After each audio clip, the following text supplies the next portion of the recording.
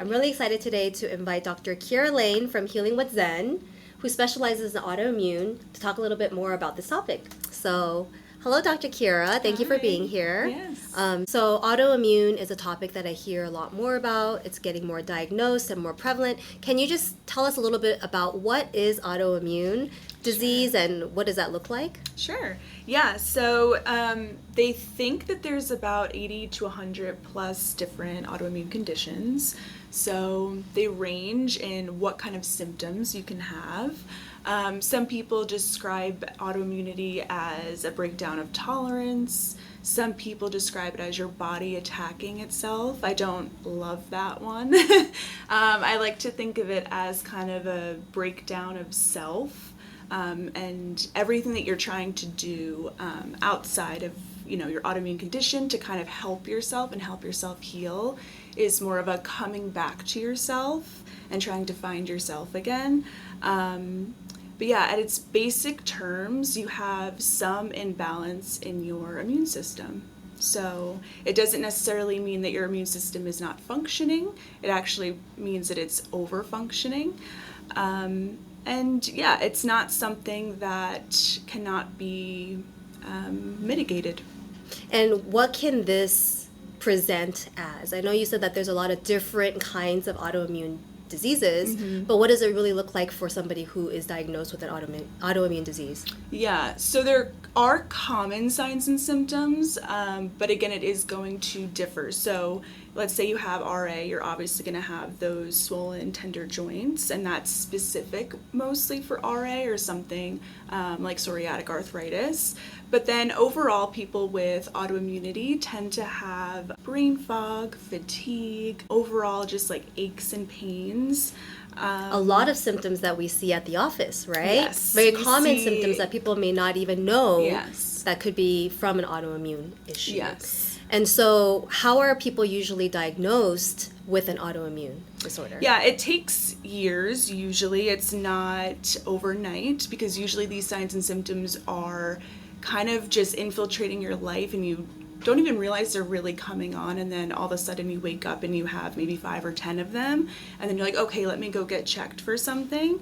And then you most likely will have blood tests, and they'll be checking for different markers to see if you have inflammatory markers, and they don't always come back as positive, so it is hard sometimes to diagnose autoimmunity, but it can be a process that takes up to 10 years for people to really get the diagnosis you have blank autoimmune condition. Which can be so frustrating Yeah, sometimes, it's right? Because you're going back and forth with all these symptoms and there's no real diagnosis. Yeah. So I guess if somebody were to be diagnosed with an autoimmune disease, what would be the top myths that we can bust right now about autoimmunity? Yes. So for myths, I think a lot of times when people hear you have RA, you have Hashimoto's, it does feel, although you have the answer of, okay, I now know I have this condition, which can help, right, to have a diagnosis of something, you also kind of feel like you have no power, because if you look up autoimmunity,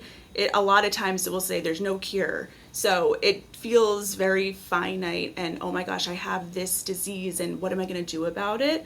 So I like to tell patients that you have a lot of power in helping to mitigate autoimmunity and also how it manifests for you. You have a lot of power in that. So that's myth number 1, I would say. Also, some people think, okay, well, my signs and symptoms are improving, so that must mean I'm cured, I have no autoimmunity. Right. No, unfortunately. It's something that you're gonna kind of have to think about forever. That doesn't mean that it has to be as first and foremost of your day as it is right now, but just to keep it in mind with your lifestyle factors and any other environmental factors, that is something you're gonna have to think about forever. There are sometimes also, I just mentioned this before, but with labs, they're not always going to come back positive. Inflammatory markers such as like CRP or ESR, those usually will come back positive just because they're broad inflammatory markers. But in terms of like specifics, so like RF and those type of markers, they're not always going to come back positive, but that doesn't mean that there's not something real going on. So don't let labs alone make you feel like that's kind of the how concrete you get, evidence. What you're feeling is real, regardless of what your labs come back as. And then also, a lot of times I see this, at least with my patients, is they'll come in and they're like, I have all these signs and symptoms and I've been to so many practitioners and they just can't figure out what it is. And people start to think that they're going crazy, but that's not the case. Especially within TCM, we look at you so broadly as a human and what you've had to deal with throughout your entire life, that we look at it more as, okay, let's try to piece together all these signs and symptoms and not just look at, oh, okay, well, these don't make sense together, so we're just going to look at them separately. Yeah, you're not crazy, and what you're feeling is real, and a lot of other people experience things like that as well. I think those are great myths to talk about and let people know that they're not alone, and that there are, it takes time for diagnosis to properly be diagnosed sometimes, right? Yeah. And so that brings us to the next point. You said TCM, which stands for Traditional Chinese Medicine, and that's what we do. How is it that we can help anybody that is diagnosed with autoimmune disease or has just the signs and symptoms, hasn't had the diagnosis, but still feels that they're off? Yeah, so a lot of our modalities, like I said, focus on the whole person. So the first one that comes to mind for me is obviously acupuncture, but acupuncture has a whole slew of positive effects in the body, and the way we describe acupuncture is more, people think it's like a little esoteric and woo-woo, but there are a lot of scientific benefits to it. So I like to tell people that it's releasing endogenous opioids, so those are your natural painkillers. It's also decreasing the pain response within the brain, so that's helpful as well. And then at the site of insertion, there's a lot of anti-inflammatory as well as inflammatory chemicals that your body naturally makes that are released. And your body kind of sees those as, okay, there's a little bit of inflammation, so let's put out an anti-inflammatory blanket all over the body. And that's kind of how it works to create an anti-inflammatory effect overall. Of course, you have increased blood flow, increased lymph flow, which is great, especially for if you have any aches and pains in the body. That's amazing to have that increased blood flow. And it also helps to bring all those white blood cells to that area as well, and hopefully clean up some of the debris from the inflammation. And the most simple way I put it, because most patients always say, oh, I feel so good after my acupuncture, is because we're releasing all the feel-good hormones. And so naturally you just feel more calm, relaxed, and you feel good. You feel like you're floating. Yeah, it's the serotonin and dopamine that are released make you feel just, like you're floating out of the office, which we hear often. Yeah. Awesome. So you mentioned the acupuncture for autoimmunity. Do you like to recommend any other types of things for patients? Or if they're scared of the acupuncture, which some people are, how else can we use traditional Chinese medicine to help? Yeah, so another great way to go through TCM treatment would be herbs. It's harder to talk about herbs in a broad sense, only because it is so specific for you and the symptoms that you're currently going through. I try to think of herbs in a way of like a specialized medicine. So instead of, like sometimes you'll go obviously to a doctor and they'll give you, okay, well this is first line of treatment, second line of treatment, whatever. And we like to think about it more as like what's first line for you specifically. We like to customize it so that you get the exact herbal dosages in the right formula so that you get the best effect. Yeah. Right? So on that note, if they're not using acupuncture or herbs, are there any other tips, daily tips that we can offer people? What else can we do to help? Yeah, so there are things that I think everyone should try to incorporate into their life, especially just to stay well and healthy. But I think these are also extremely important for people that deal with chronic conditions. So the first thing would be no direct air conditioning. We're in Los Angeles, so it's hot a lot of the year. And direct AC is something that we talk about all the time. We try not to do it on the face especially, or on the neck.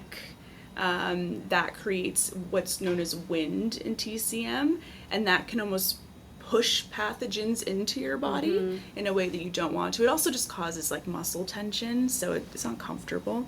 So that would be the first one. No direct AC contact. If you're in your car, just move the vents away. You'll still get cool. So that's one. Two, I would say to keep your feet warm as much as you possibly that's can. a good one. There is fascia that covers all your muscles in your body, and your feet are connected to your neck and your head through that fascia. So being able to keep your feet warm kind of keeps the circulation going, especially if you have like cold feet, poor circulation. If they get kind of purplish, we don't like that. So keep those feet warm and get the blood pumping throughout your body. That will help with aches and pains as well. This one is hard for me even, but I try to tell people to do it if you can. Getting sunlight directly through your eyes outside, if possible, within 2 to 3 hours of sunrise. Do it as much as you can. This helps obviously with circadian rhythm and resetting that. But also it's important for your gut, which I don't know if a lot of people know, but your gut actually changes based on light. So it can help with digestive disorders or gut dysbiosis, things like that. So fascinating. The body's amazing. It is amazing, yeah. Going back to what we did, hundreds, thousands of years ago is always probably a good bet if you're trying to think of things to do. So natural forms of light around bedtime, that's great. So maybe instead of, a lamp with a normal light bulb, maybe you do like a salt lamp. So it's a little bit more calming. Definitely no blue light on the phone. Yes, that's a big one that we talk about, right? Yeah. Or at least get the blue light filter glasses. That just helps with appetite, actually. So the next day, it can help decrease appetite. So if you feel like you wake up and the whole day you're just ravenous, or you had poor sleep. That means you have too much blue light? Yeah, at night, it can, affect how you feel the next day in terms of, And also just affects your sleep, and then if you don't sleep great, then you end up being more hungry too. So for appetite regulation, I always say stay off TV, laptop, phone. Like an hour to two before bedtime, at least an hour. If you could do 2, I know 2's hard, but at least 1 would be great. Yeah, so that's number 4. Also, I am a huge proponent of sweating. If you can sweat every day, that would be great. There are some doctors who say that it's not that important, but I do notice a lot of my chronic condition patients, they don't actually sweat. They have a tough time sweating, which I find interesting. We have our own ways of looking at that from TCM, but I always just think of dampness, and I think of gut dysbiosis, I think of biofilms. So sweating and kind of pushing those pathogens out is the best thing you can do for yourself. So it doesn't have to be dripping sweat, but at least just damp, little clammy. Movement is always good. So it could be exercise, you could do steam room, sauna. Sauna's perfect. What do you think about being outside in the sun? Yeah. There you go. That's how there you go. It's perfect. Well, on that note, thank you for those practical tips. I think those are really good tips rooted in Chinese medicine, philosophy, and theories.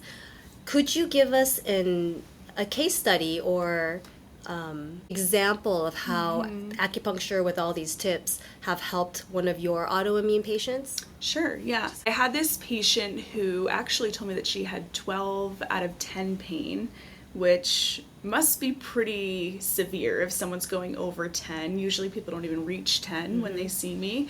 So she was diagnosed with Hashimoto's, RA, and fibromyalgia. So there was a lot going on. And she mostly had this pain in her neck, ankles, and wrists. She also had 10 out of 10 fatigue. She just could not get out of bed. That was probably the thyroid. Yeah, definitely. That and the fibro for sure. And she had a lot of depressive thoughts. It was just a cycle of not feeling well. She also had this very uncomfortable edema that would happen, especially in her lower limbs, but it really was everywhere. And it just felt like she was about to burst all the time.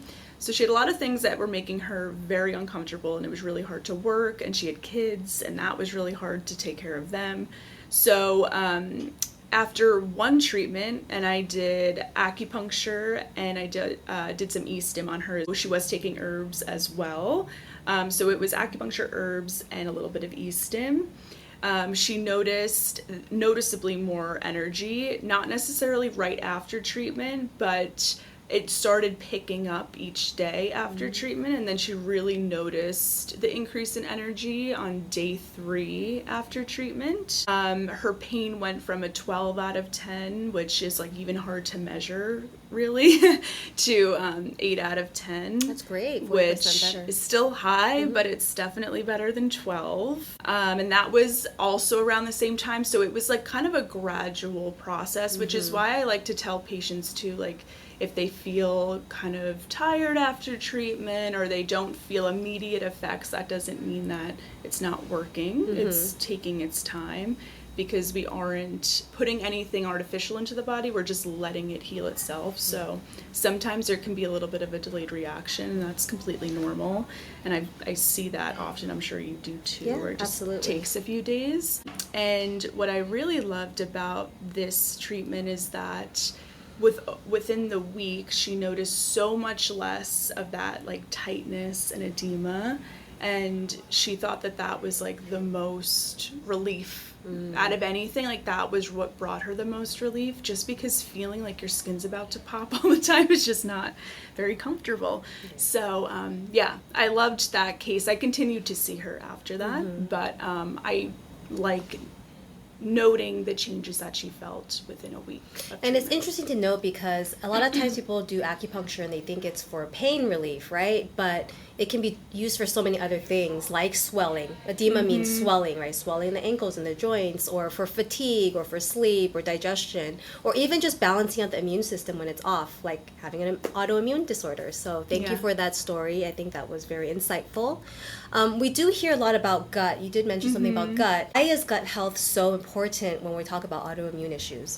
Yeah, so the gut is, they say like 70% of your immune system is in your gut. We all know about the gut-brain axis, how that works as well, or at least it's connected, we now know. But when you take in food, it's going through a little tube in your body. It is not in your body yet. It's actually external, technically.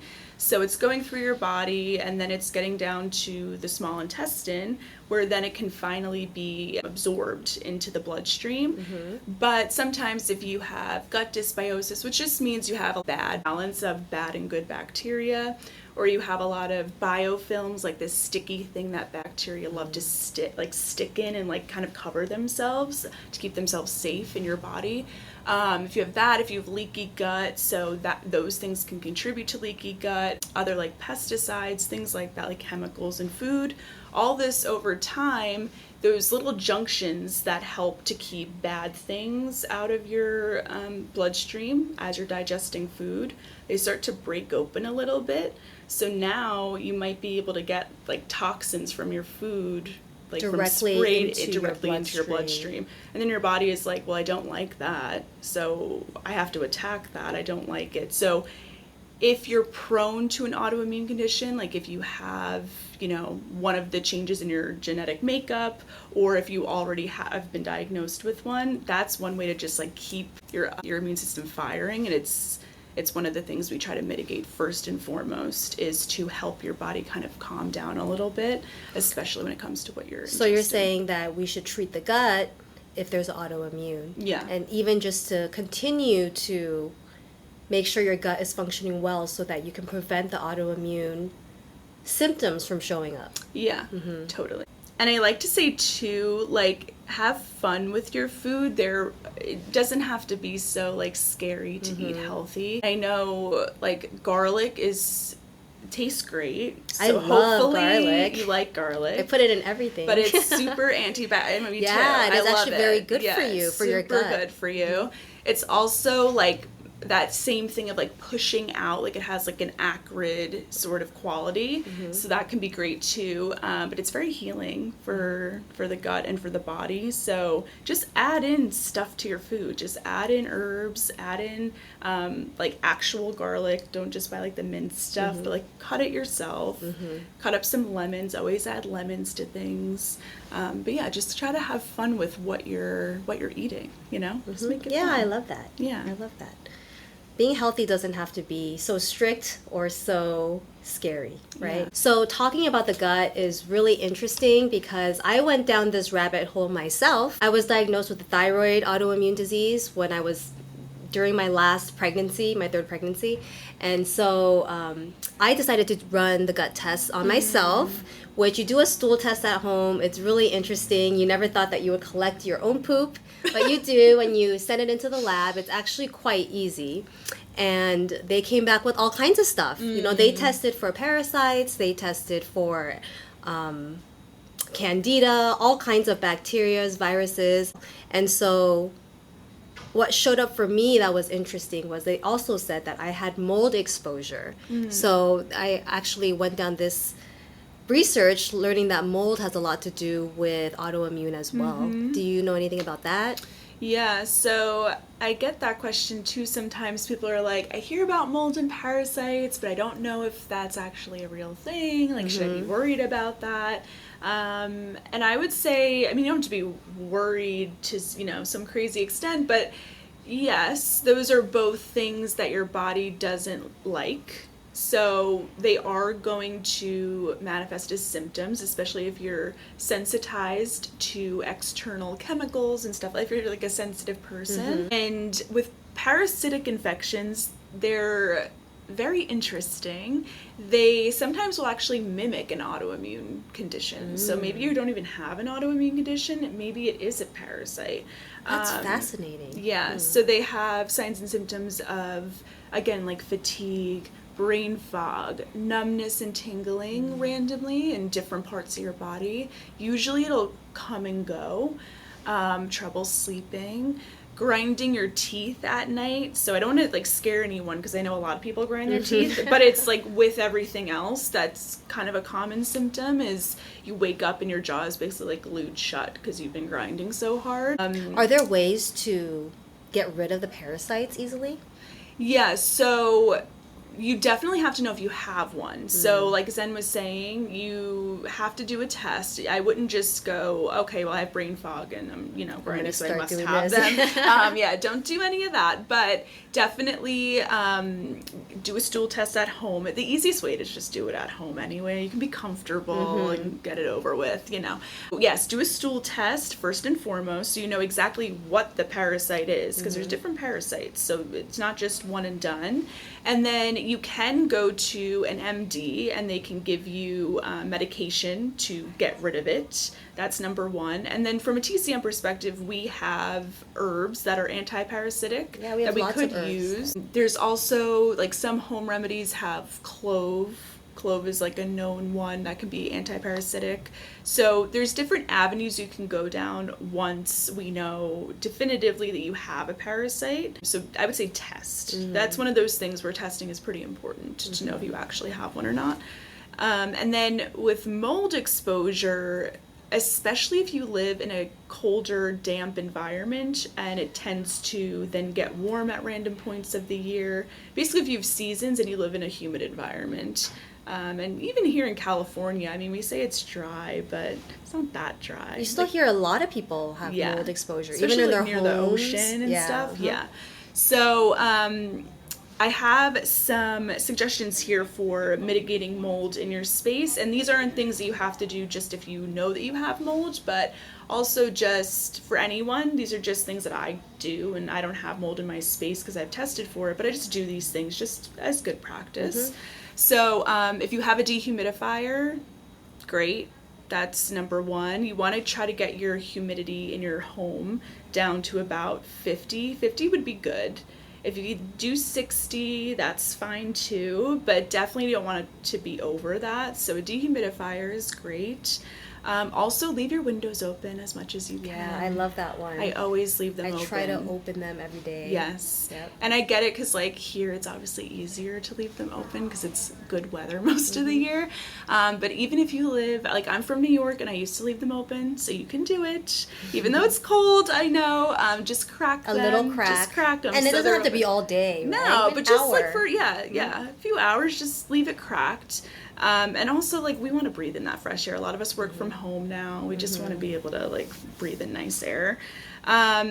Also, leave your closet doors open. So, especially when you're not home, because a lot of the mold will hide in your closets, in those little corners.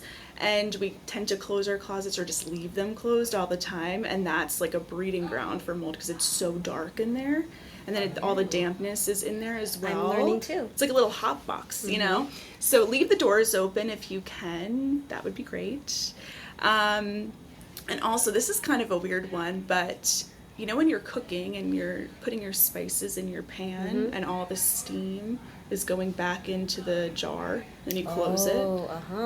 And spices love mold. I don't know why. Not all of them, because some of them actually like kind of propel the mold, but yeah, like if you're shaking it over your pan, try to just shake it either in your hand and then put it in the pan, or like shake it in a separate dish and then put them all in, or at least let them air out after. Don't close them right away. But yeah, that's one sneaky way, because a lot of people don't even throw out their spices, including myself. Like, I know we're supposed to turn them over for years. Like for years, yeah. And do that too. Get rid of your spices after. Get new ones. Yeah, a year or so. And then also one that is very prevalent nowadays, because a lot of us have those like big hydro jug Stanley things. Clean out your straws. Yes. That's a big one. Did that once and I was disgusted. So I now am like anal about it. I try to do that every day. I try to clean it out because you don't realize like that's just sitting in water, and especially if you're in like a warmer environment, a lot of things can get in there. So use one of those straw cleaners and make sure it's cleaned out. That's a good one. Yeah. That's a good one. Is there anything else in regards to autoimmune that you want the general public to know, that maybe I missed about asking you? Or even if you want to talk a little bit about the mind-body connection, the acupuncture and the herbs really work on a deeper level too. Yeah, like, yes, we're treating your signs and symptoms. Yes, we're working on your immune system, but we get to a lot more emotions as well, right? Yeah, so I mentioned it in the beginning, but I really like to think of autoimmunity as rediscovering yourself, because it's just a misguided response in your body. It's not necessarily bad, or your body's not betraying you. It's not trying to. You're just trying to rediscover yourself. So all of these tips and tricks that you can do and like coming in to see us are great. But at the end of the day, there is a mental component to it, especially if you've been through some trauma that maybe caused the autoimmune condition or was part of it, not necessarily caused, but was part of that story of creating the environment for it. It's great to work on that, so it doesn't necessarily have to be with a therapist or anything like that, but even just journaling out your thoughts so they're not racing throughout your head constantly. We see a lot of worry in our patients as well, especially with, just life in general. It can be a lot to take in. So being able to release those thoughts, I think, is a great way to do that. And also just, what did you do as a child? Like, I always like to think about that. What did you like to do? And can you do any more of that? Like, I really liked to skip as a kid. I actually won an award for it. For skipping? Yes. Like skipping the longest or the most? Yeah, well, it was in like preschool or something. But I won an award for it, best skipper. So now, like, me and my fiance will try to just like skip when we're out and about because it's fun. I love that. And we get to like laugh, and it's it's just funny. So try to think about what you like to do as a kid. Like, were you a painter? Did you like to paint, or whatever? Did you like to dig in the dirt? Do that. But try to rediscover things about yourself that you really love and that you really connected to and made you feel at home and safe. And try to feel safe within your body if you can, and figure out what those things are for you. No, I really love that, because when I was diagnosed, I went through a lot of those emotions that you talked about, just feeling confused and not in control, right? And so I think it is important to realize that this is not just a diagnosis. It's really a lifestyle change. Like, how do you want to live your life to feel your best, right? And it's like a choice that you make. Well, thank you so much, you guys, for tuning in. Thank you, Dr. Kiara, for being here and giving us all those amazing tips that we can use right away. We look forward to seeing you next time. Bye. Bye.